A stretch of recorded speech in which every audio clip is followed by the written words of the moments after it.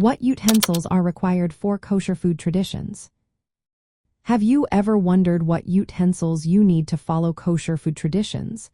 It's a fascinating topic that revolves around the principles of kashrut. Let's break it down so you can understand what is required in a kosher kitchen. First and foremost, the key principle in kosher food traditions is the separation of meat and dairy. This means you will need at least two complete sets of utensils.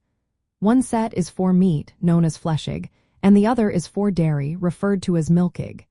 Each set includes pots, pans, plates, silverware, knives, cutting boards, and any other kitchen tools that touch food.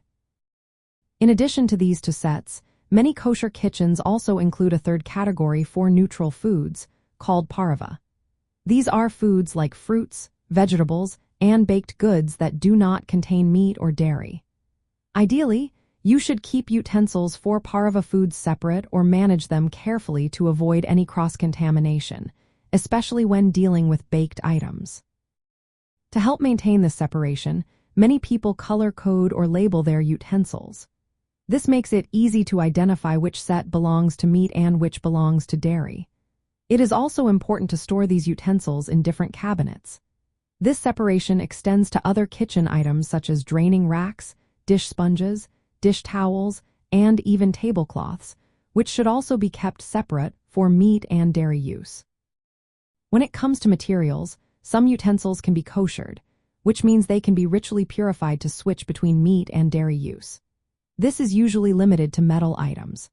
However, materials like plastic, porcelain, Pyrex, and Teflon typically cannot be koshered and will requiring separate sets. For example, stainless steel cutlery and pots can be koshered through specific procedures that involve cleaning, waiting periods, and immersion in boiling water. On the other hand, porcelain or glassware used with heat cannot be easily koshered and usually necessitates dedicated sets. In larger kosher kitchens or those with stricter observance, you might find two ovens, two sinks, and even two dishwashers to maintain this separation.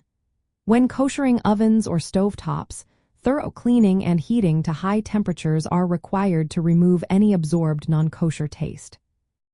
So to sum it up, the essential utensils required for kosher food traditions include two complete sets of cookware, dishes, and cutlery, one for meat and one for dairy. You also need separate utensils for pareve foods, along with distinct storage areas and cleaning tools for meat and dairy. Remember that materials that can be koshered, mainly metals, may be reused after proper koshering, while others will need dedicated sets. This system ensures that meat and dairy remain completely separate, following the principles of kashrut.